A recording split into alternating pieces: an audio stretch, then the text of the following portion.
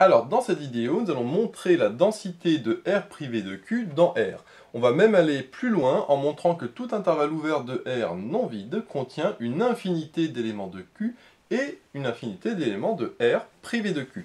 Donc je vais d'abord rappeler qu'est-ce que Q et qu'est-ce que R privé de Q, et après je rappellerai qu'est-ce que ça veut dire qu'un ensemble est dense dans un autre, ici en particulier dans R.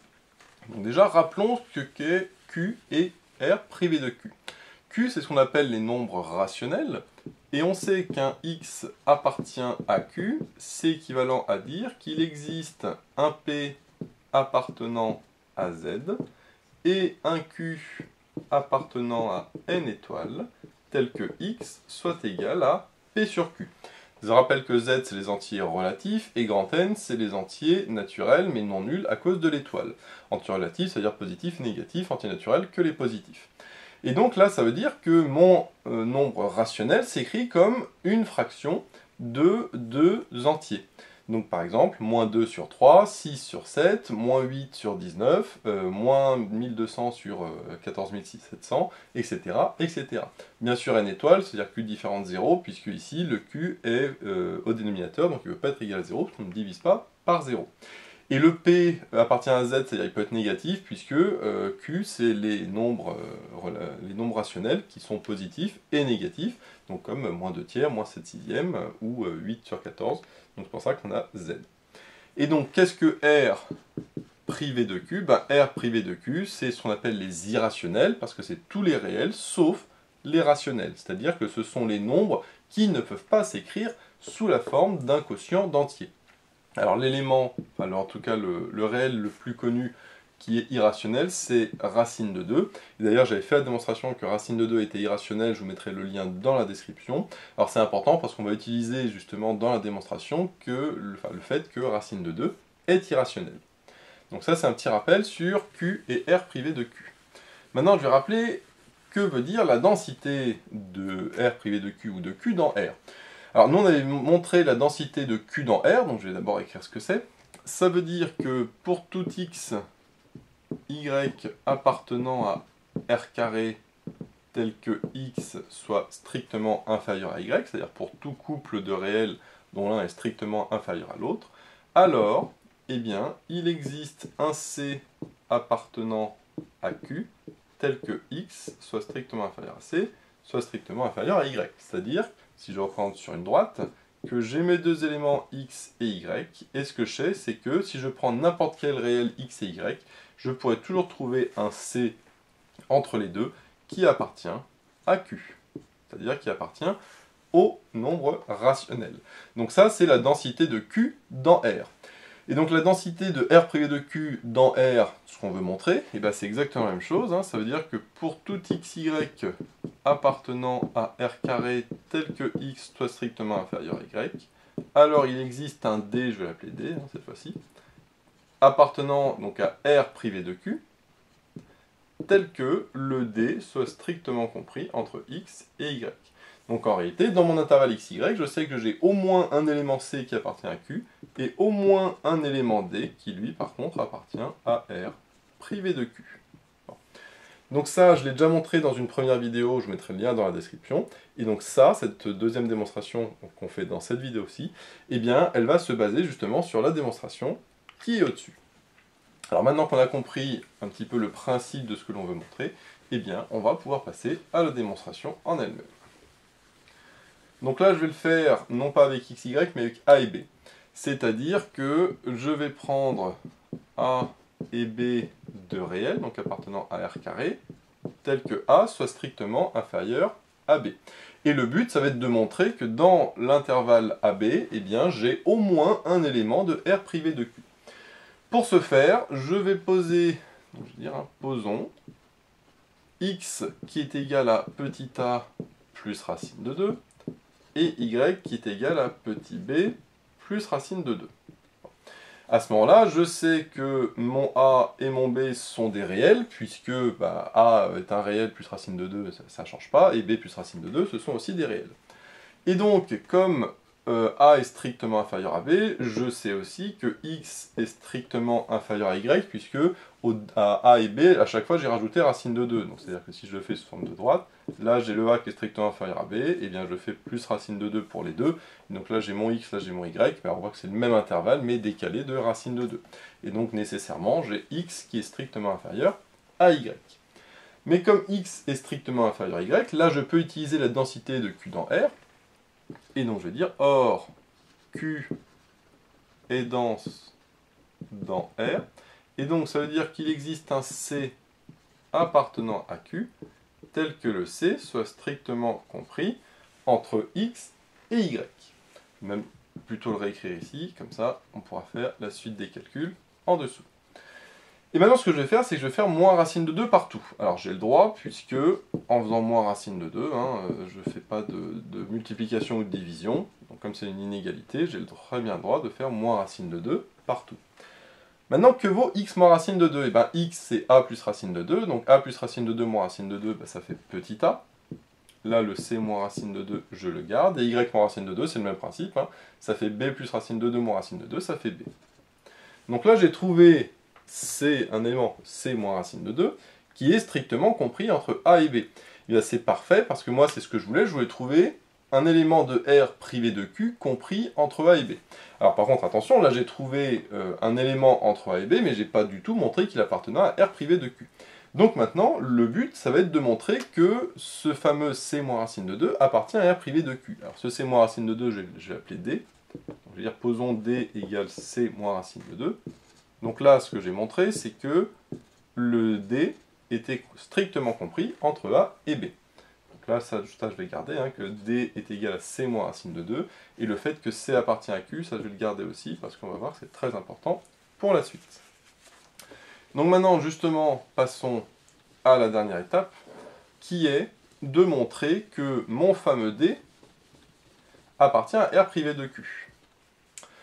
Et donc, comment montrer que le D appartient à R privé de Q? Tout simplement par l'absurde, d'accord? C'est-à-dire qu'on va supposer que D n'appartient pas à R privé de Q, et donc s'il n'appartient pas à R privé de Q, c'est-à-dire qu'il appartient à Q. Donc supposons que D appartient à Q. Donc d'après ce qu'on a dit tout à l'heure, ça veut dire qu'il existe un P1 appartenant à Z et un Q1 appartenant à N étoiles, tel que D soit égal à P1 sur Q1. Or, on sait que C appartient à Q aussi, donc comme C appartient à Q, ça veut dire qu'il existe P2 appartenant à Z et Q2 appartenant à N étoiles, tel que le C soit égal à P2 sur Q2. Donc si je réécris mon égalité ici, le D ça fait P1 sur Q1 qui est égal à P2 sur Q2 moins racine de 2. Si je réécris un petit peu dans l'autre sens, le moins racine de 2, je passe à gauche, ça fait racine de 2. Donc ça fait P2 sur Q2 moins P1 sur Q1. Et ça, je peux à chaque fois mettre au même dénominateur, ici, en multipliant par Q1, Q2. Et donc ça me ferait, je vais le mettre ici, donc au dénominateur Q1, Q2. Et au numérateur, ça me ferait P2, Q1 moins P1, Q2. Et donc là, qu'est-ce que j'obtiens? J'obtiens que racine de 2 est égale à P2, Q1 moins P1, Q2 divisé par Q1, Q2, mais avec Q1, P1, Q2 et P2 qui appartiennent à Z et N étoiles. Et donc là, qu'est-ce que j'ai? J'ai un P3 sur Q3, on va dire, c'est-à-dire que ça, si je le calculais, j'obtiendrais un entier sur un autre entier. Donc ça voudrait dire que racine de 2 est rationnelle. Sauf que on sait que racine de 2 est irrationnelle. D'accord? Donc là, ça voudrait dire que racine de 2 appartient à Q, parce que là il s'écrit bien sous forme d'un entier sur un entier, mais ça on sait que c'est faux, parce que on avait vu justement la démonstration que racine de 2 est irrationnelle. Je vous ai mis le lien dans la description. Et donc du coup, c'est là qu'on obtient une contradiction.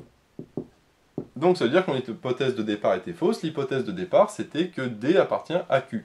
Donc ça veut dire que D n'appartient pas à Q, donc là l'hypothèse, du coup la conclusion c'est que D n'appartient pas à Q, et donc ça veut dire que D appartient à R privé de Q. Là, si on enlève ça, donc si D n'appartient pas à Q, ça veut dire que D appartient à R privé de Q. Et donc là, qu'est-ce que j'ai trouvé? Ben, j'ai pris au début deux réels quelconques A et B, donc A strictement inférieur à B. Et au final, j'ai trouvé un D qui est strictement compris entre A et B, et avec en plus le D qui appartient à R privé de Q. Donc j'ai montré là que tout intervalle du style AB avec A strictement inférieur à B, eh bien je peux trouver un élément de R privé de Q dans cet intervalle, et donc ça veut dire que R privé de Q est dense dans R. Donc voilà la démonstration que je souhaitais. Sachant que là, j'ai pris racine de 2, donc j'avais posé D qui est égal à C moins racine de 2.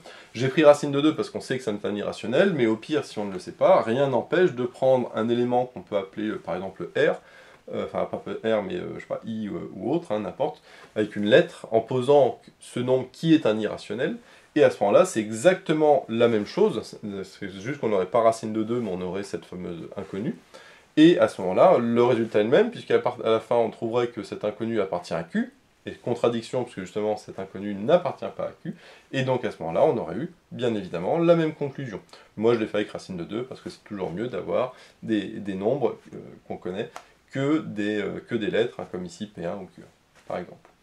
Donc voilà un petit peu l'idée de la démonstration. Maintenant, passons à l'étape suivante, qui est de montrer que tout intervalle de R non vide contient une infinité d'éléments de Q et de R privé de Q.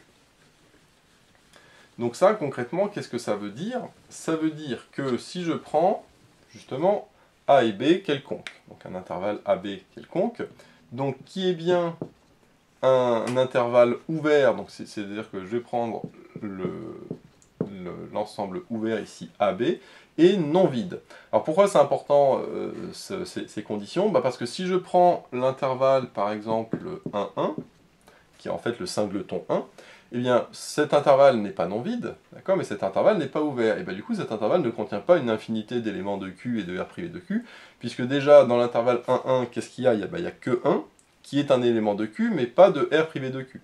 Donc déjà il n'y a pas une infinité d'éléments de Q, il n'y en a qu'un seul, et il n'y a pas d'élément de R privé de Q, il n'y en a même pas un. Donc à ce moment-là, on voit que le fait que ce soit ouvert est important.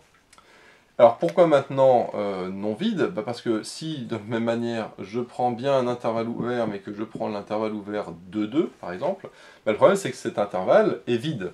Parce qu'il n'y a rien strictement entre 2 et 2. Mais s'il n'y a rien, il ne peut pas y avoir une infinité d'éléments de Q ou de R privé de Q. C'est pour ça que c'est très important d'avoir les deux conditions. Alors là, maintenant, pour la démonstration, on va plutôt l'expliquer, mais avec une droite. Donc là, j'ai mon petit a, et j'ai mon petit b. On va d'abord montrer qu'il y a une infinité d'éléments de Q. Alors, du coup, d'après ce qu'on a dit, c'est que tout intervalle, enfin Q est dense dans R, donc dans mon intervalle AB, je peux trouver un élément C, d'accord, qui est strictement compris entre A et B. Donc j'ai petit a strictement inférieur à C, strictement inférieur à B. Et du coup, je peux refaire exactement la même propriété, mais cette fois-ci, non pas sur l'intervalle AB, mais sur l'intervalle CB, par exemple. Et donc sur l'intervalle CB, je sais que j'aurai un élément petit d, qui lui appartient à Q aussi, ici je prends que des éléments de Q, qui lui sera compris strictement aussi entre C et B. Mais maintenant, je peux refaire la même chose sur l'intervalle CD. Je sais que sur l'intervalle CD, alors là, je n'en mets qu'un seul, soit ce qu'on vient de voir ici, c'est que quand j'ai un intervalle AB, je peux trouver au moins deux éléments, du coup, ici C et D, qui sont strictement compris entre les deux, et qui sont d'ailleurs différents. Donc là, je vais refaire la même chose, mais je vais le faire directement. Je sais que sur l'intervalle CD, je pourrais toujours trouver un élément, par exemple petit e, et un élément petit f, strictement compris entre C et D, et différents entre eux. Et donc, comme justement ils sont différents, et ben c'est bien un intervalle ouvert mais non vide, parce qu'on a vu que si c'est par exemple 2, 2, 3, 3, c'est vide. Mais là, comme le E est strictement inférieur à F, et ben je peux recommencer, et donc j'aurai encore deux éléments à l'intérieur, etc., etc. Et donc on voit qu'à chaque fois, comme ça, en coupant mon intervalle de plus en plus petit, alors certes mon intervalle va être de plus en plus petit, mais c'est pas grave, il suffit de zoomer. Ici, imaginons qu'on fait un zoom, si on fait un zoom, eh bien on aurait le E et le F qui seraient par exemple là, et puis hop, on prend deux éléments, on refait un zoom, etc. On a un élément, on refait un zoom, etc. etc. Et donc, du coup, comme à chaque fois mon C est strictement inférieur à D, mon E est strictement inférieur, etc., et bien je peux faire ça une infinité de fois. Et bien évidemment, pour R privé de Q, c'est exactement la même chose, sauf que là, je ne prends pas des éléments C, D, E, F qui appartiennent à Q, mais à R privé de Q. Et ça je peux, puisqu'on a montré que avant la démonstration était basée sur le fait que Q est dense dans R, ben là, comme R moins Q est également dense dans R, eh bien je peux trouver une infinité de nombres dans mon intervalle AB. Donc voilà un petit peu l'idée de cette démonstration. Et donc, là, bien évidemment, hein, je l'ai fait comme ça de manière un peu, pas vraiment très bien rédigée, hein, à vous après de le faire de manière bien rédigée, mais en réalité, c'est exactement ce que j'ai dit à l'oral, mais écrit. Donc je ne vais pas le faire, ça par contre, je vais juste vous montrer un petit élément différent, c'est que grand N, par exemple, lui n'est pas dense dans R, parce que si grand N était dense dans R, eh bien l'intervalle 1, 2, lui, est un intervalle, enfin dans cet intervalle 1, 2, eh bien j'aurais une infinité, enfin je pourrais trouver un élément de grand N. Sauf qu'entre 1 et 2, eh ben, je vois que j'ai pas d'élément de grand N, je pourrais zoomer au maximum, je n'ai rien. D'ailleurs, si je zoome ici, qu'est-ce qui se passe? Eh bien, je verrai ça, hop, avec le 1, enfin, le 1 et le 2 qui seraient là, donc qui seraient en dehors du champ de vision, et du coup, je me retrouverai avec ici un segment de R qui n'a aucun élément de grand N. Donc du coup, grand N n'est pas dense dans R, parce que du coup, la densité, hein, c'est important ici ce que je vous montrais, c'est que on peut le voir aussi comme plus je zoome sur un intervalle quelconque, plus je pourrais toujours trouver un élément de mon ensemble. Bien sûr, grand N, on voit que c'est pas possible. Hein. Si je prends l'intervalle 1, 2, si je zoome dessus, à un moment, je vais me retrouver avec 1 et 2 qui seront en dehors de mon intervalle que je considère, et j'aurai pas d'élément de grand N. Par contre, si je prends, comme on l'a vu, un segment A et B, eh bien, si je zoome, je pourrais toujours, comme on l'a vu, trouver un segment CD. Donc à ce moment-là, si le A et le B sont en dehors du champ de vision, j'aurai toujours mon segment CD, qui eux sont des éléments de Q. Après, je pourrais encore zoomer, j'aurai E et F, je pourrais encore zoomer, etc., etc. Et j'aurai toujours des éléments, soit de Q, soit de R privé de Q. Et donc, au final, une infinité d'éléments. Donc voilà, j'espère que cette vidéo te sera utile. Si c'est le cas, n'hésite pas à liker, à t'abonner et à regarder dans la description ce que j'ai mis les autres démonstrations du fait que Q est dense dans R et que racine de 2 est irrationnelle. N'hésite pas aussi à laisser un petit commentaire, ça fait toujours plaisir. Et moi je te dis à bientôt pour de nouvelles vidéos.